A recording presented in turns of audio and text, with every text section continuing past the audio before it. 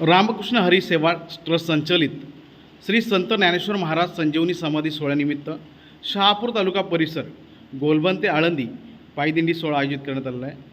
जवळजवळ 15 वर्ष पूर्ण झालेले आहेत आणि अतिशय चांगल्या भाविकतेने हा सोहळा पार पडतो।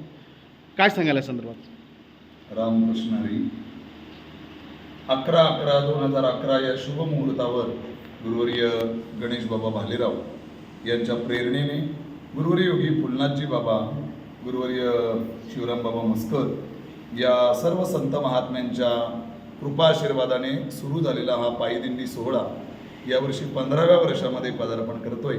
आज आम्ही दुसऱ्या मुक्कामाच्या ठिकाणी येऊन पोहोचलेलो आहोत। अत्यंत गोड असा हा दिंडी सोहळा आम्ही गेली 15 वर्ष अनुभवत आहोत। सगळ्यांनाच पायीवारी घडावी, प्रत्येक तळागाळातल्या खेड्यापाड्यातल्या अगदी आदिवासी बांधवापासून प्रत्येकाला ही पायीवारी करता यावी हा उद्देश हेतू लक्षात ठेवून गुरुवर्य गणेश बाबांनी हा पायदिंडी सोहळा गोलबनवरून आणि सुरू केला। आज बघता बघता 15 वर्ष पूर्ण होत आहेत। या दिंडीचं वैशिष्ट्य मला सांगता येईल की या दिंडीमध्ये सगळ्यात जास्त तरुणांचा सहभाग असतो। आजच्या या विज्ञान युगामध्ये 21व्या शतकामध्ये परमार्थिक क्षेत्रामध्ये वारकरी संप्रदायाकडे किंवा या संत विचारांकडे तरुण फार कमी प्रमाणात आपल्याला वळताना दिसतो।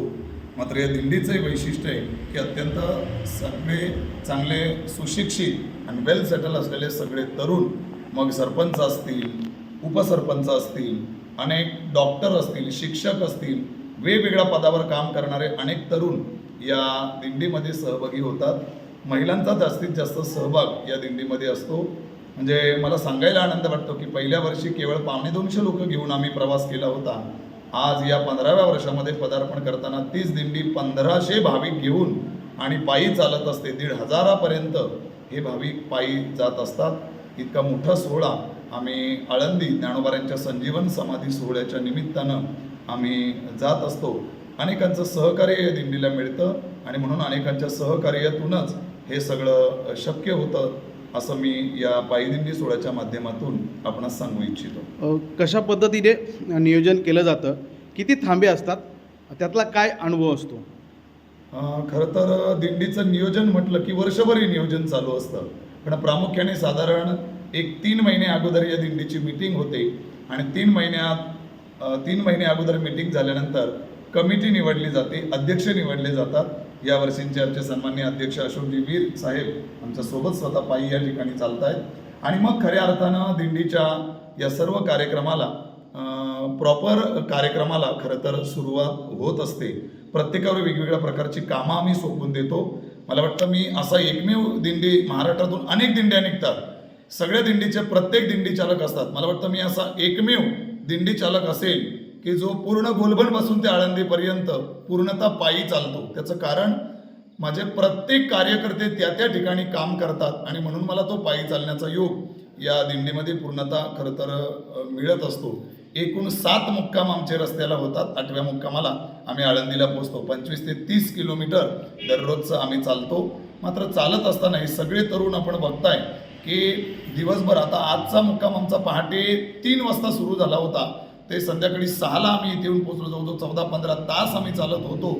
मात्र एवढं चालूनही हे तरुण पुन्हा कीर्तनाला टाळ घेऊन उभे राहतात आणि पुन्हा कीर्तन झालं की पुन्हा वाढण्याची प्रचंड सेवा करत असतात। त्यामुळे एक नामस्मरणाची ही ताकद, भजनाची ही ताकद खरं तर आम्हाला यातून मिळत असते। आपण जर पाहिलं तर काही वर्षापूर्वी सर्व भाविक दिंडीमध्ये पायी चालत जायचे, मात्र आता प्रत्येकांना वाहनं उपलब्ध होतात, अनेक पर्याय उपलब्ध झालेत आणि आता सहज सोपा प्रवास हा आळंदी असेल पंढरपूरचा होतो वाहनाद्वारे। असं असताना देखील आजच्या ह्या डिजिटल युगामध्ये या पायदिंडीला देखील तेवढंच महत्त्व प्राप्त झालेलं आहे। आत्ताचे वारकरी कसे काय याच्यात सहभागी होतात? खरं तर बरेच वारकरी पायी येतात, पण आम्ही कायम सांगतो की दिंडीमध्ये पायी चालणं म्हणजे 3 प्रकारचं तप घडतं, कायिक, वाचिक आणि मानसिक। कायिक तप म्हणजे शरीरानं आपण पायी चालतो, पायानं पायी चालतो, त्यामुळे साहजिकच आपल्या शरीराचं तप, शारीरिक तप घडतं। मुखामध्ये चालताना सतत देवाचं भजन असतं, त्यामुळे ते वाचिक तप होतं आणि सतत मनात ओढ असते, कधी आळंदीला पोचेल, कधी माऊलीचं दर्शन घेईल, असं हे मानसिक तप तयार होतं।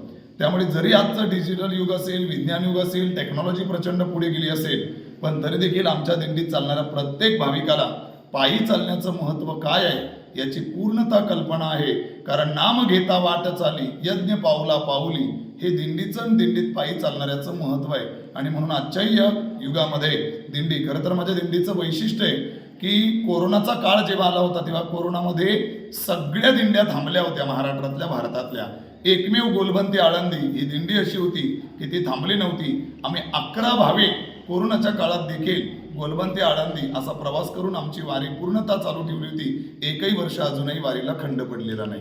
महामार्गावरून हा दिंडीचा प्रवास असतो, बराच किलोमीटरचा प्रवास असतो. आपण जर आता पाहिलं तर अपघाताचे प्रमाण वाढलेत, अनेक घटना घडत आहेत. अशा वेळी असा काही अनुभव येतो का, किंवा असं काही प्रसंगाला सामोरं जावं लागतं का? खरं तर माऊलीकडे आम्ही साकडं करतो, माऊली करता जातोय, माऊलीच्या भेटी करता जातोय, तर ती जबाबदारी माऊलीची असं आम्हाला स्वतःला वाटतं. आम्ही माऊलीवर जबाबदारी सोपवतो. आणि आत्तापर्यंत या 15 वर्षामध्ये अजूनही असा कुठलाही अपप्रसंग या दिंडीवर आला नाही. आणि मला वाटतं माऊली ती येऊ देणार नाही याची मला पूर्णतः खात्री आहे. हायवेला चालत असताना आमचे सगळे तरुण अगदी शिस्तबद्ध लोकांच्या सेवेकरता किंवा रांगेत, दोन्ही रांगेमध्ये लोक कशी चालतील, बाजूला कोण जाणार नाही, गाड्या व्यवस्थित कशा पुढे काढता येतील यासाठी आमचे सगळे तरुण प्रचंड मेहनत घेतात. त्यामुळे एवढ्या हायवेला आम्ही चालतो, पण तरी देखील अजून कुठलाही असा प्रसंग अजूनही आमच्यावर आलेला नाही. आतापर्यंत या 14 वर्षामध्ये सुखरूप दिंडी गेलेली आहे आणि सगळे वारकरी सुखरूप आपापल्या घरी पोहोचलेले आहेत. आपल्या ह्या दिंडी सोहळ्याच्या माध्यमातून तमाम वारकऱ्यांना काय संदेश द्याल? मला वाटतं मी तमाम वारकऱ्यांना असं संदेश देईल, फार अमूल्य असा नरदेह आपल्याला या ईश्वरानं हे शरीर, मनुष्य शरीर दिलेलं आहे. थोडासा विचार केला की आम्हाला कुत्र्याचा जन्म मिळाला असता तर, आम्हाला मांजरा कुत्र्याचा जन्म मिळाला असता तर, एखाद्या उंदराचा, मुंगीचा, किड्याचा जन्म पक्ष्याचा मिळाला असता तर, इतकं सुंदर असं हे मनुष्य शरीर दिलंय. या व्हिडिओद्वारे आणि या चॅनलद्वारे मी सर्व महाराष्ट्रातील तमाम जनतेला, तमाम वारकऱ्यांना असं सांगू इच्छितो की आयुष्यात एकदा तरी वारी केल्याशिवाय आपण मरू नये, असं माझं कायम आग्रह आहे. एकदा तरी वारी करा. मी सगळ्यांना सांगतो की एकदा फक्त माझ्यासोबत, आमच्यासोबत दिंडीला या. आणि मला वाटतं एकदा जर का तो दिंडीमध्ये आला तर पुन्हा तो कदापिच घरी थांबवू शकणार नाही याची मला शाश्वती आहे. खरं तर वारकरी हा शेतकरी असतो. आपण जर पाहिलं आत्ताच, आज पाऊस थांबला आहे, पण काही दिवसांपूर्वी पावसाने खूप मोठं नुकसान केलेलं आहे. ह्या जिल्ह्यावर नव्हे, महाराष्ट्रावर हे संकट आलं. शेतकरी हातबल झाला, भात पीक त्याच्या हातातून निघून गेलेलं आहे. असं असताना काही शेतकरी देखील या वारीत सहभागी झालेत. त्यांच्या देखील अंतर्मनात हे दुःख असेल. काय आपली ही व्यथा आपण ह्या माऊलीकडे मांडू? माझ्या दिंडीचा किंवा गोलबंदी आळंदी या दिंडीचा फार वेगळा मला अनुभव आहे. अनेकांची वेगवेगळी कामं आहेत. आता मी आमच्या अध्यक्षावरूनच मला वाटतं हे मला पटवून द्यावं लागेल की सध्या झेडपीचं इलेक्शनची प्रचंड धामधूम चालू आहे. म्हणजे मला तिकीट मिळते का, याच्या गाठी घे, त्याच्या भीती घे, पण तरी देखील आमच्या अध्यक्ष आमच्या सोबत आहे. त्यामुळे मला वाटतं तो एक विश्वास असतो की मी वारीमध्ये आलोय ना, माझी बाकीची कामं सगळं माऊली व्यवस्थित पद्धतीनं करून घेईल. आजही या दिंडीमध्ये कितीतरी असे शेतकरी आहेत, शेतामध्ये त्यांचं भात पडलेलं आहे, पण तरी देखील मुलांच्यावर, इतर कोणाच्यावर तरी ते सोपून आणि ते दिंडीमध्ये आलेत. एकच मनात इच्छा असते की एवढी 14 वर्ष मी वारी केलेली आहे आणि यावर्षी भातामुळे किंवा शेतीच्या कामामुळे त्या वारीमध्ये माझा खंड पडू नये अशी या ठिकाणी प्रत्येकाची इच्छा असते.